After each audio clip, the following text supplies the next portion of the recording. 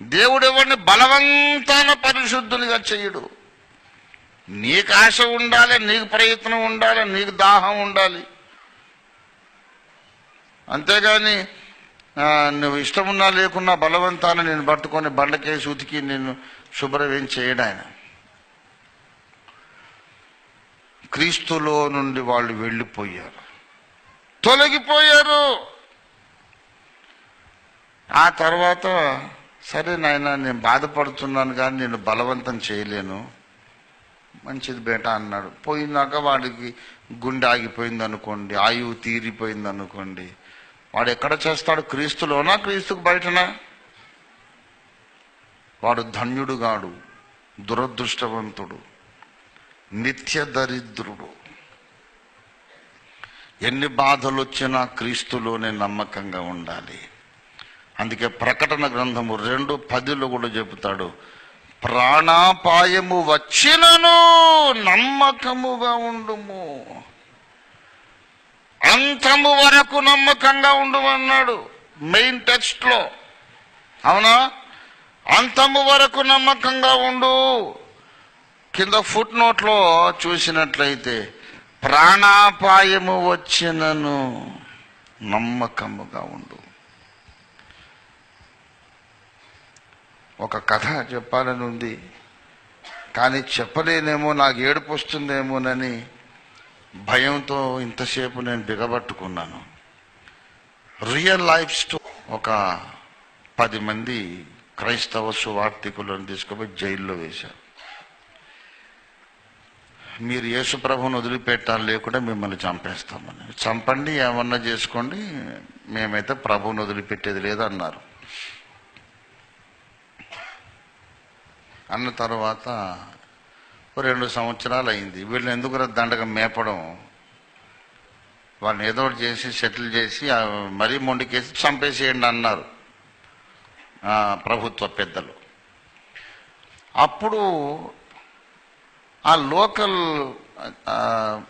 Judge ఎవరైతే ఉన్నారో ఆయన ఏం చేశారు, ఒక తీర్పు తీర్చాడు.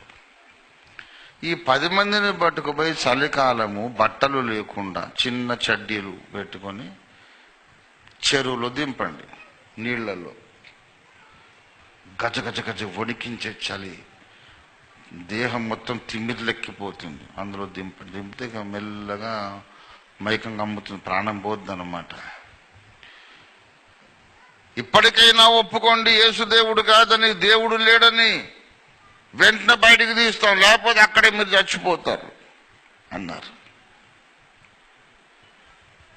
వాళ్ళుండి కళ్ళు తేలేస్తున్నారు, ఇంకా నాలుక రావట్లేదు, మాట రావట్లేదు, మాట తడబడుతుంది, వణుకుతా ఉన్నారు, కళ్ళు తేలేస్తున్నారు, ప్రాణాలు వదిలేస్తున్నారు. ఈ లోపల అక్కడ జైలర్ ఎవరైతే శిక్ష అమలు చేస్తున్నాడో అక్కడ పక్కన వెచ్చగా రగ్గులు కప్పుకొని, అంతలావు కోట్లు, ఉల్లన్ కోట్లు వేసుకొని, చెవులకు కూడా కప్పుకొని, కర్రలు పోగు చేసి, నెగళ్ళు మంట వేసుకొని, చలి కాపుకోవడానికి కూర్చొని ఆ ఈజీ చైర్లో కూర్చున్నట్టు. పైకి చూస్తే 10 కిరీటాలు దగ దగ దగ దగ దగ మెరుస్తూ ఆకాశము నుండి దిగి వస్తూ ఉన్నాయంట. అరే, నాకేదో కనబడుతుంది అక్కడ, మీకేమన్నా కనబడుతుందా చూడండి అంటే, మిగతా సోల్జర్స్కి ఎవరికి ఏం కనిపించట్లేదు, ఈయనకే కనపడింది. ఈ లోపల అంటే ఆ సమయంలో ఒకడు వచ్చి పరిగెత్తుకొచ్చి చెప్పాడు, సార్ సార్ సార్, ఆ 10 మంది పాస్టర్లలో ఒక ఆయన ఉండి, వద్దండి నాకు బ్రతకాలని ఉంది, నన్ను బయటికి తీయండి అన్నాడట. నాకు ప్రాణం మీద తీపి తెలిసిందండి, చచ్చిపోతున్నాను ఆఖరి దశలో, యేసును వదిలేస్తాను అన్నాడట. కిందకు వస్తున్న 10 కిరీటాలు ఒకటి పైకి వెళ్ళిపోయింది. మిగతా 9 మంది చచ్చిపోయారు. ఆ ఒక్కడు మాత్రం బ్రతికాడు. ఈ జైలర్ గారు అన్నారు, అది నాకు కావాలి, అది నాకు కావాలి. ఈ సైనికులకు ఎవరికి అర్థం కాదు, ఏంటి కావాలి మీకు అంటున్నారు. ఆ కిరీటము నాకు కావాలి, ఈ పిచ్చోడు పోగొట్టుకున్నాడు ఆఖరి క్షణంలో. అంతసేపు టార్చర్ అనుభవించాడు.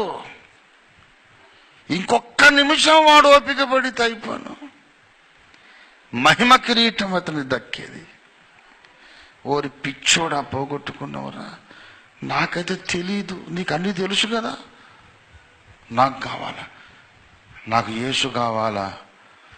అవునా అంటే ఇతని శిక్ష నేను అనుభవిస్తాను. చెరువులోకి దిగాడట. ప్రభునందు ప్రియులారా, you can lose your eternal reward even at the last moment. ఎన్నో ఏండ్లు సేవ చేసి సంఘాలు కట్టి 2 సంవత్సరాలు జైల్లో ఉండి దేహము గడ్డగట్టుకుపోయి చెరువు నీళ్లలో అన్ని గంటలు ఉండి ఇంకొక్క నిమిషం ఓపిక పట్టలేక కిరీటం పోగొట్టుకున్నాడు. అందుకే చెబుతున్నాను, ఆఖరి క్షణము దాకా క్రీస్తులో నిలిచి ఉండాలి. దేవుని స్తోత్రం కలిగి ఉండగాక. Never never never leave Jesus till you die. At least you can argue in heaven. పరలోకాన్ని పోయేనని ఆర్గ్యుమెంట్ కంటిన్యూ చేయొచ్చు. భూమి మీద ఏదో దేవుడికి ద్రోహం చేశాడని దేవుణ్ణి వదిలేస్తే నువ్వు పోయేది పరలోకానికి కాదు, అగ్నిగుండంలోకి వెళతావు. అక్కడ ఏడుపు, పండ్లు కొరుకుట తప్ప ఏం ఉండదు. I have made a decision. I will live in Christ till the last breath.